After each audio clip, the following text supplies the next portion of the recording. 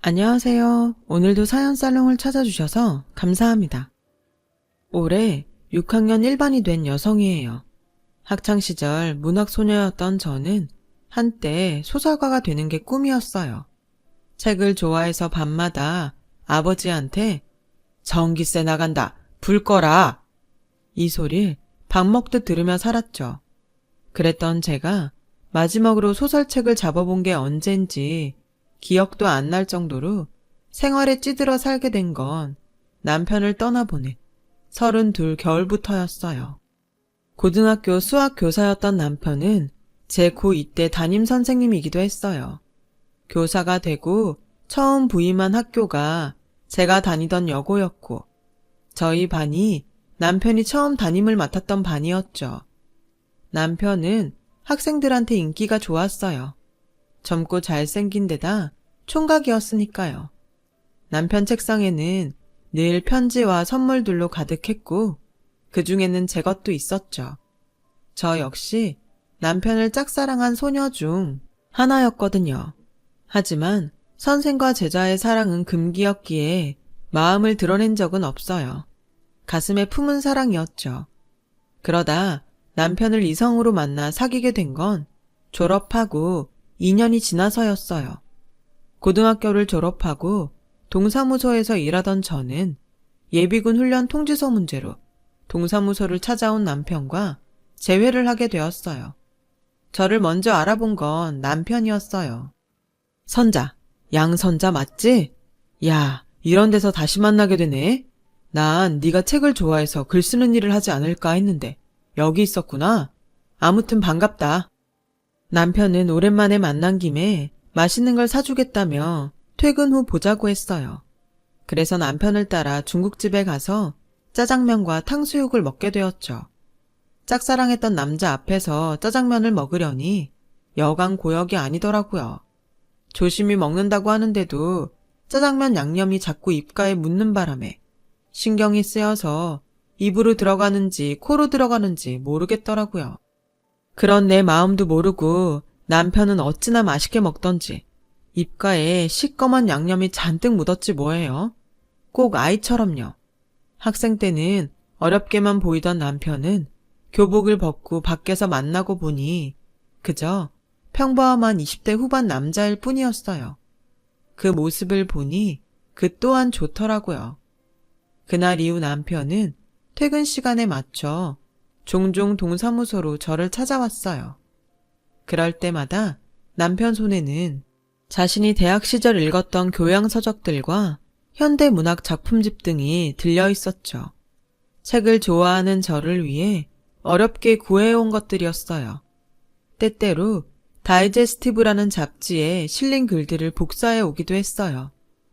내 옆자리 국어 선생님이 보는 잡지인데 좋은 글귀들이 많더라고. 그래서 복사해왔어. 시간 날 때 읽어보면 도움이 될 거야. 소설가가 되는 게 꿈이랬지? 글을 쓰려면 많은 경험도 필요하지만 좋은 글도 많이 읽어둬야 하거든. 지금은 비록 동사무소에서 일하고 있지만 혹시 아니? 신춘문예에 당선돼서 소설가로 변신할지? 그러니 현실에 안주하지 말고 꿈을 이루기 위해 작은 것부터 노력해봐. 내가 옆에서 도와줄 테니까.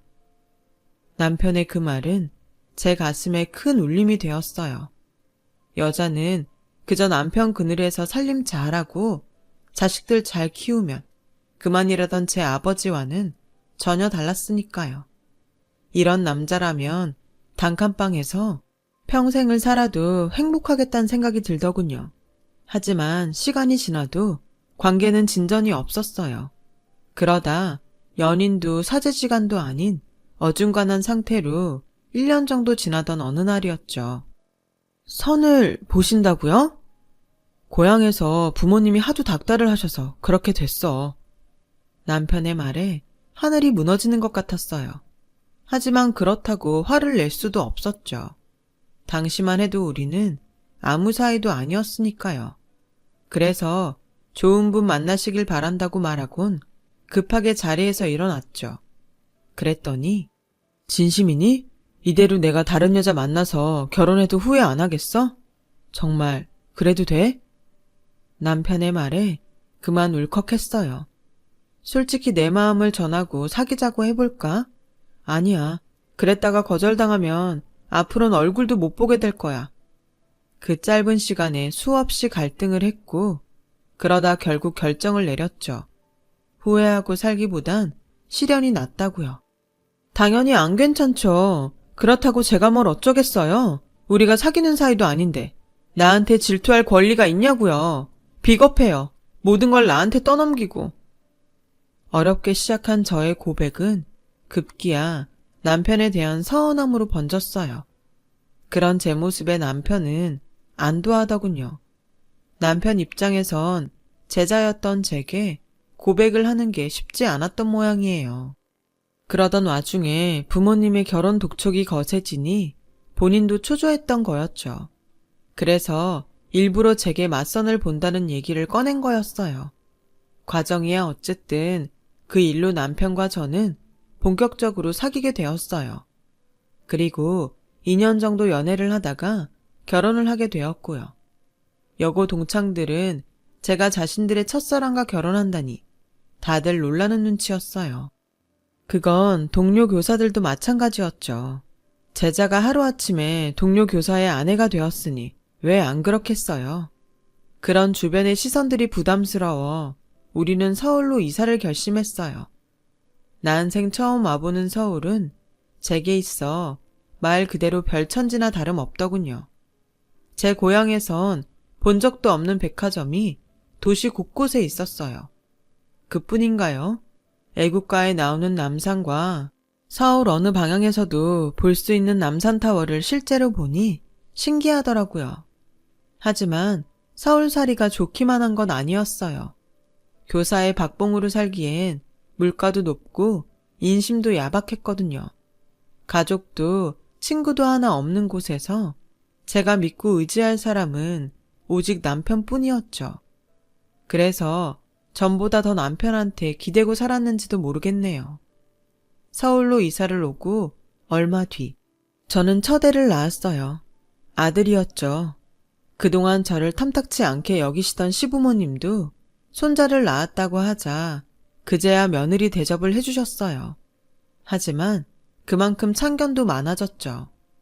친정엄마가 없는 저는 낯선 곳에서 혼자 가사와 육아를 하려니 모르는 것도 많고 힘에 부치는 일도 많았어요. 주변에 물어볼 사람도 잠시 애를 봐줄 사람도 없었으니 더욱 그랬죠. 그나마 다정한 남편이 퇴근 후 가사며 육아를 많이 도와줘서 버텨냈어요. 그리고 4년 뒤 둘째 아들이 태어났고 돌을 막 넘긴 시점에 저희 가정에 시련이 불어닥쳤어요. 퇴근길 만원 버스에 올랐던 남편이 교통사고로 세상을 떠났거든요. 그날 아침 오늘따라 유독 동태찌개가 생각난다길래 주인집 아주머니한테 작은 애를 맡겨두고 시장에서 동태를 한 마리 사들고 왔어요. 막 대문을 들어서려는데 안채에서 주인집 아주머니가 달려나오더라고요. 성민 엄마, 어떡해. 자기 시장 간 사이에 경찰서에서 연락이 왔는데 이 내가 아저씨가 교통사고를 당해서 많이 다쳤나 봐. 애들은 내가 봐줄 테니까 얼른 병원으로 가봐. 어서. 그 말을 듣고 들고 있던 생선 비닐을 팽개치곤 그대로 병원으로 달려갔어요. 도착해보니 응급실엔 사고로 실려온 버스 승객들로 인산인해를 이루고 있더라고요. 그런데 그 어디에도 제 남편의 모습은 보이지 않았어요. 그때였죠. 간호사가 남편 이름을 대며 보호자 맞냐길래 그렇다고 했더니 저를 한쪽으로 데리고 가더라고요. 그렇게 간호사를 따라갔는데 남편은 이미 싸늘한 주검이 되어 있었어요. 빳빳하게 다려입고 나간 하얀 와이셔츠는 피로 물들어 있었고 결혼 예물로 사준 시계는 유리가 박살나 산산조각이 나 있더라고요. 제가 남편의 얼굴을 확인하려고 남편 얼굴을 덮고 있는 흰 천을 들추려는데 간호사가 사체 훼손이 심하다며 말렸어요. 저는 차마 남편의 얼굴도 확인하지 못한 채 자리에 주저앉아 울다가 정신을 잃고 말았죠. 이후 무슨 정신으로 장례를 치렀는지 기억도 안 나요. 시어머님이 당신 아들 잡아먹었다며 머리채를 잡았던 것도 나중에 주인집 아주머니를 통해 전해 듣고 알았을 정도니까요. 장례가 끝나자 시어머니는 다시는 제 얼굴을 보고 싶지 않다시며 영 끊고 살자고 하더군요. 결혼하고 다음 해 아버지까지 세상을 떠나신 탓에 저는 주변에 비빌 언덕 하나 없이 두 아들과 함께 세상에 내던져졌어요. 하지만 슬퍼할 겨를도 없었죠. 5살 큰애와 젖먹이 애를 데리고 당장 먹고 살아야 했으니까요. 경력도 없고 기술도 없는 애 엄마를 받아줄 곳은 어디에도 없었어요. 그래서 궁여지책으로 했던 일이 학교 앞 떡볶이 장사였어요. 어린 애들을 옆에 끼고 있어야 해서 남의 집 일은 하기 힘들었거든요. 그나마 큰애가 국민학교에 들어가고부터는 팥줄 일도 다닐 수 있었죠. 엄마 대신 큰애가 지 동생을 보느라 고생 많았어요. 지도 어린데 동생까지 떠맡았으니 얼마나 힘들었겠어요. 둘째한테도 미안한 마음뿐이죠. 한창 엄마 손이 필요한 나이인데 제대로 돌봐주지 못했거든요. 그래도 큰애는 짧게라도 아빠 사랑을 받고 자랐지만 둘째는 그조차도 못 받고 자랐으니까요. 그래서일까요? 자라면서 둘째는 사고도 많이 치고 정학도 몇 번이나 당했는지 몰라요. 1년이면 서너 번은 제가 학교에 불려가서 자식 잘못 키워 죄송하다고 고개를 숙여야 했죠. 결국 둘째는 고등학교 2학년 때 학교를 그만뒀어요. 반면에 큰애는 어릴 때부터 바르고 공부도 잘해서 늘 자랑거리였어요. 학원이며 과외 한번 시켜준 적 없는데 아빠를 닮아 수학을 잘해서 대학도 명문대 공대에 들어갔죠. 큰애야말로 개천에서 난 용이었어요. 자기가 빨리 취직해서 돈을 벌어야 엄마 고생이 끝난다고 기를 쓰고 공부해서 졸업도 하기 전에 대기업에 척하니 붙을 정도였으니까요. 둘째도 뒤늦게 정신을 차렸는지 카센터에 취직해 자동차 정비 기술을 배우기 시작했고 많지는 않지만 제게 생활비라고 손에 쥐어주곤 했어요. 영영 정신 못 차리고 살 줄 알았던 녀석이 제 밥벌이라도 하게 되니 저는 그걸로 됐다 싶더라고요. 그러다 지금은 자신과 비슷한 처지의 여자를 만나 살고 있어요. 결혼은 자신들이 돈을 모으면 그때 하겠다고 하더군요. 아직 혼인신고도 안 한 처지지만 저한테 살갑게 어머님이라고 부르며 며느리 노릇을 톡톡히 하고 있죠. 이렇게 아들 둘이 다 제 몫을 하고 살게 되니 이제 큰애만 제 짝을 찾아주면 부모된 도리는 다 하는 거다 생각하고 있답니다. 그래서 일도 줄이고 요즘엔 아는 형님 소개로 건물 청소 일을 다니고 있어요. 새벽 5시에 나가서 오후 3시까지 일을 하는데 중간에 점심시간이랑 쉬는 시간이 길어서 정작 일하는 시간은 6시간 정도에 불과해요. 건물주가 인심이 좋은지 월급도 인근에서 제일 높고 새 건물이라 일이 수월해서 다들 노리는 자리라더군요. 1층은 상가로 사용하고 2층부터 10층까지는 사무실과 오피스텔로 사용해서 청소도 쉬운 편이에요. 주 5일 근무에 월차 1번, 빨간 날은 다 쉬니 얼마나 좋은지 몰라요. 게다가 4대 보험까지 되고요. 지금까지 다니던 직장 중 최고였죠. 그런데 이 좋은 직장 때문에 아들과 갈등을 빚게 될 줄 누가 알았겠어요. 사건의 시작은 큰아들이 결혼할 여자가 생겼다며 집에 데려오기로 하고부터였어요. 맏며느리 드릴 생각에 신이 나서 전날부터 대접할 음식을 준비하고 집 안팎으로 청소까지 싹 해놓았죠. 상까지 차려놓고 애들을 기다리는데 그런데 오기로 한 시간이 지나도록 소식이 없지 뭐예요. 그래서 집 앞에 나가봤는데 글쎄 골목에서 큰애랑 웬 여자가 말다툼을 하고 있더라고요. 기가 막혀. 자기네 집에 어려운 건 알고 있었지만 이런 산동네 판잣집에 사는 줄은 정말 몰랐어. 더럽고 냄새나서 잠시도 이 동네에 있고 싶지 않아. 그냥 날 잡아서 밖에서 보면 안 돼? 이런 집에서 만든 음식 나 못 먹어. 아, 비위 약한 거 자기도 알잖아. 그럼 밥은 안 먹더라도 엄마한테 인사라도 드리고 나오자. 여기까지 왔는데 어떻게 그냥 돌아가? 음식 다 차려놓고 기다리고 계실 텐데. 그러니까 얼굴이라도 비추고 나오자. 내가 이렇게 부탁할게. 응? 우리 집 사는 꼴이 마음에 안 들어 집에도 안 들어오겠다는 애한테 두 손 싹싹 빌어가며 애걸을 하는 큰애를 보니 피가 거꾸로 솟았어요. 그러면서도 한편으론 이게 다 무능한 내 탓이란 생각이 들어서 가슴이 미어지더군요. 그래서 조용히 발길을 돌리려는데 느닷없이 둘째가 나타나선 지 형한테 달려들지 뭐해요. 이게 무슨 개소리야. 더러워서 우리 집 밥을 못 먹어? 형, 제정신이야? 어떻게 이런 여자를 집에 데려올 생각을 해? 엄마한테 미안하지도 않아? 혹시 이 여자한테 책 잡힌 거 있어? 그래서 이렇게 빌빌대는 거냐고. 그런 거 아니면 당장 헤어져. 나 이런 여자 형수로 못 모시니까. 어머, 이 사람이 자기 동생이야? 고등학교 잘려서 카센터에서 일한다는? 이보세요. 아무리 못 배웠어도 초면에 이러는 거 아니죠. 형수를 못 모셔요? 잘 됐네요. 나도 그쪽 시동생으로 받아들일 생각 없으니까. 성훈아, 그만해. 형수한테 그게 무슨 말버릇이야? 내가 이 사람 잘 달래서 들어갈 테니까 너 먼저 집에 들어가서 엄마한테 우리 좀 늦는다고 말씀드려. 어서. 싫어. 그런 거는 형이 직접 엄마한테 얘기해. 난 저 여자랑 한 집에서 밥 먹을 생각 전혀 없으니까 둘이 들어가든 말든 알아서 하라고. 둘째는 성질을 내며 돌아갔어요. 그제야 큰애는 예비 며느리와 차에 올라 둘이 한참 얘기를 나누더군요. 결국 그날 예비 며느리는 집에 오지 않았어요. 큰애는 새벽녘이 돼서야 술에 잔뜩 취해 들어왔더군요.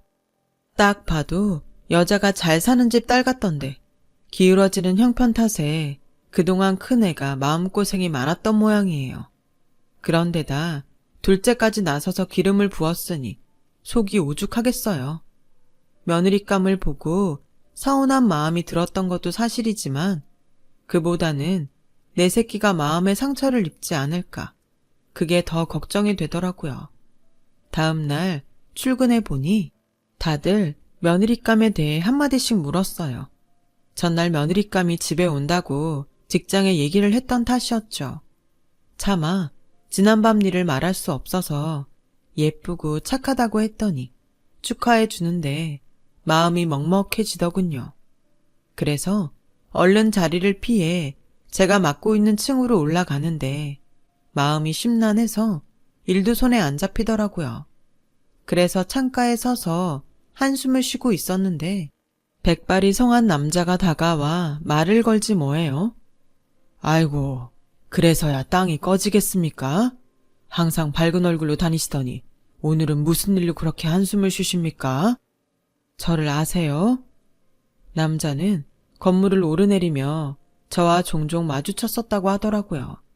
혹시 무슨 일이 있냐고 묻길래 결혼 앞둔 아들 걱정에 그런다고 했더니 자기는 철없는 딸 때문에 걱정이라고 하더군요. 처음 본 사람이었지만 서로 자식 걱정을 하다 보니 참 많은 얘기를 나누게 되었어요.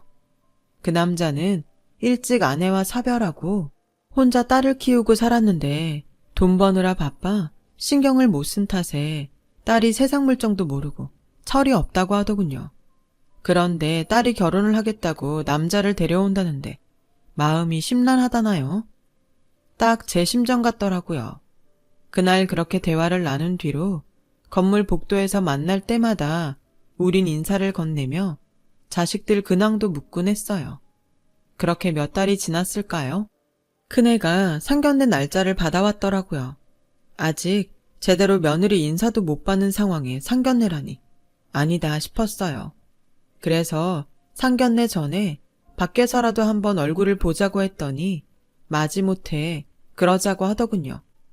그래서 약속 당일 부랴부랴 일을 마치고 건물을 나서려는데 글쎄, 예비 며느리가 아는 얼굴이랑 팔짱을 끼고 엘리베이터에서 나오지 뭡니까? 바로 일전의 백발 남자였어요. 그제야 철없는 딸이 있다는 말을 했던 게 떠오르더군요. 사돈 사무실이 있는 건물에 CM이가 청소부로 있다는 게 걸려서 나도 몰래 몸을 숨겼어요. 그런데 마침 건물로 들어오던 아들과 정면으로 마주쳤지 뭐예요. 그런데 그 순간 아들 녀석이 고개를 휙 돌리곤 절 외면하더라고요. 그리고는 예비 며느리랑 장인이 있는 쪽으로 달려갔어요. 장인한테 살갑게 인사를 하며 아들은 두 사람을 데리고 도망치듯 건물을 빠져나갔어요. 순간 온 몸이 굳어서 한 발자국도 움직이지 못하겠더군요. 자식이 외면할 정도로 그렇게 내가 창피한 존재인 건가 싶어서 눈물이 나더라고요. 그래서 로비에 놓인 의자에 앉아 눈물을 훔치고 있었는데 아들이 왔더라고요. 조금 전의 일을 사과하려나 보다 싶어 얼른 눈물을 닦아냈는데 글쎄, 엄마, 청소일 한다는 데가 여기야? 아, 정말 나한테 왜 이래? 설마 아버님하고 안면 있는 건 아니지? 말해봐. 서로 얼굴 아냐고. 큰애는 엄마한테 상처 준 것보다 처가에 창피하다는 게 먼저였어요. 그래, 아는 사이다. 자식들 얘기도 나눌 만큼 아주 잘 아는 사이야. 됐냐? 제 말에 아들은 세상을 다 잃은 것처럼 실망하는 표정이었어요. 그리고 오늘 식사 약속은 취소하자며 터덜터덜 돌아가더군요. 그리고 다음 날 아들이 점심시간에 제가 일하는 건물로 찾아왔어요. 사람들 눈을 피해 비상구 계단으로 저를 끌고 간 아들은 단단히 결심한 표정으로 그러더군요. 엄마, 화정이랑 얘기해봤는데 아무래도 이번 상견례는 안 하는 게 나을 것 같아. 아버님한테 엄마가 여기서 일하는 거 들키면 내 입장이 곤란하거든. 그리고 일단 여기 일 그만둬. 장인 건물에서 엄마가 청소부로 일하는 거 밝혀지면 곤란하니까 오늘 당장 그만둔다고 해. 알았지? 그러게 왜 이런 구질구질한 일을 하고 다니고 그래. 쪽팔리게. 뭐? 쪽팔려? 네가 모르는 모양인데 이 직장이 지금껏 엄마가 일했던 곳 중에서 제일 좋은 직장이야. 그동안 엄마는 더한 일도 하면서 너 대학 공부까지 시켰어. 그런데 이제와 이런 엄마가 쪽팔려? 남의 집 식모살이에 길거리에서 떡볶이 팔아 번 돈 받았을 땐 안 쪽팔리고 엄마도 외면하고 건물주 사위 되려니까 이제 와서 이 엄마가 하는 일이 그렇게 창피해? 여기 청소부로 일하는 건 그렇게 창피하다고? 에라이 썩을 놈아. 내가 이런 꼴 보자고 그동안 그 수모를 당하면서도 너 뒷바라지 한 줄 알아? 돈 많은 처가에 들어가는 게 네 엄마보다도 더 중요한 거냐고. 그런 거라면 이참에 아이 인연 끊자. 나 창피하다는 아들 나도 싫다. 내가 해주는 음식 더러워서 못 먹겠다는 며느리도 싫고 다 싫다. 엄마, 그런 말이 아니잖아. 여기만 아니면 다른 어디라도 상관없어. 그러니 내 말대로 해줘. 그럼 더는 요구 안 할게. 일 그만두면 사돈이 날 못 알아본다든? 상견례는 안 한다 쳐도 결혼식은 어쩔 거야? 엄마 알아볼까봐 결혼식도 안 하고 넘어갈 거냐고? 그러자 큰애가 머뭇거리며 말했어요. 결혼식 꼭 와야겠어? 그냥 아프다고 둘러대고 불참하자. 아니면 그때 해외여행 보내줄게. 그깟 결혼식 성훈이 때 참석하면 되잖아. 결혼식이 뭐 대수인가? 그때였어요. 위층에서 발소리가 들리더니 사돈이 걸어 내려왔어요. 자네 그걸 말이라고 하는가? 내 딸년도 정신머리가 없지만 자네도 제정신은 아니구만. 자네 키우느라 손에 지문이 닳도록 일한 부모한테 그게 할 소린가? 명문대 나와 대기업에 다니면 뭐하나? 인성이 화장실 쓰레기통보다 더러운데 이 결혼 없던 걸로 하세. 아버님, 그게 무슨 말씀이세요? 전 단지 아버님이랑 엄마가 서로 불편하실까봐 마주치지 않는 게 좋을 것 같아서 그런 겁니다. 다른 뜻은 없었어요. 가난한 부모 창피해 결혼식도 오지 말라는 사람이 나중에 나 돈 떨어지면 나 몰랄 안 한다고 어떻게 보장하나. 난 자네 같은 달면 삼키고 쓰면 베는 인간은 내 집에 들이고 싶지 않아. 그리고 고용주로서 자네 어머님처럼 근면성실한 사람은 절대 내보낼 생각이 없네. 그러니 불편한 자네가 결혼을 포기하면 될 일이야. 더는 말하기 싫으니 그만 돌아가게. 그 말을 남기곤 건물 안으로 들어갔어요. 그러자 아들이 저를 잡고 장인 좀 설득해달라고 사정하더군요. 이 결혼 못하면 자긴 끝이라고요.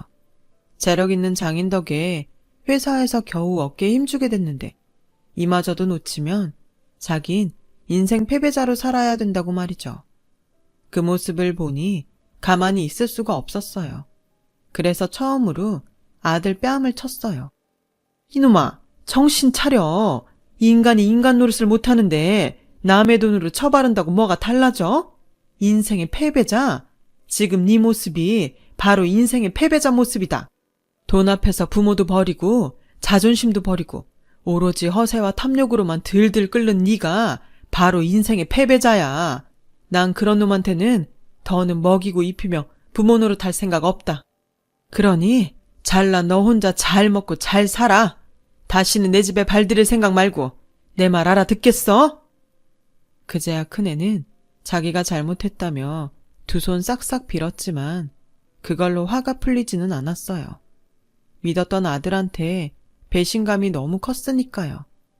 언제까지고 내 배 아파 낳은 자식과 등지고 살 수는 없겠지만 그래도 큰애가 인간다운 인간이 될 때까지는 부모 노릇을 파업할 생각입니다.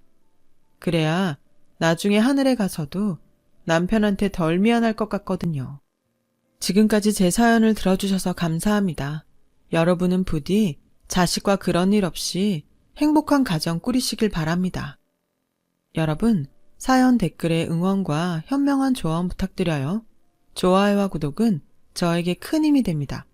오늘도 좋은 일 가득하세요.